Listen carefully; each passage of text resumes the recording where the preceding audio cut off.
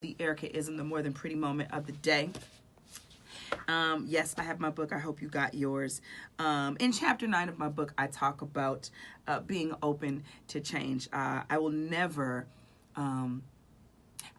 stop telling the testimony of what God did for me, about how, you grow up poor, not having much, but wanting so much, wanting to sing. And me and Tina moved out. Of course, it was 13 people living at home, and at that time we were in a 2-bedroom apartment, and my parents were doing the best they could, and we only had $500 to pay for rent and couldn't afford that.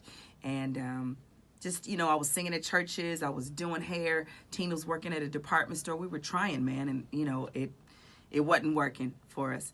And we turned on a song called Count It All Joy by the Winans. And, in that moment, I felt like I was a loser. But the scripture says in James 1:2, count it all joy, my brothers, when you meet trials of various kinds. For you know that the testing of your faith produces steadfastness. And that steadfastness have its full effect, that you may be perfect and complete, lacking nothing.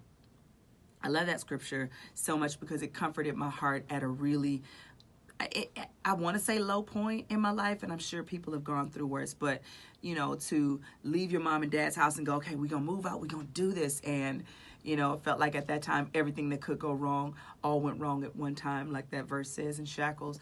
And we just stayed consistent. We kept praying, we kept serving, we kept singing, we kept believing God. I listened to that song by the Winans, Count It All Joy, and I knew that it was going to work out for my good. I didn't know how or when, but I knew it would.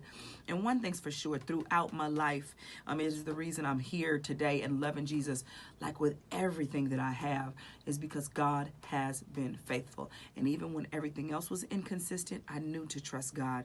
And I've always felt that way, whether it was my family, my music, my relationship, or even parenting my kids, even doing this radio job. There's been times when I've been here at the studio in the room and I just had to close my eyes and say, God, give me some extra strength. I don't feel it today. I don't think I have it today. I don't have the wisdom. I don't know what to say. God, I don't know if my prayer is going to sound weird. What will my segments be? I don't know, but I know I trust God. I know that there's enough in me, enough relationship, enough love for God in the inside of my soul.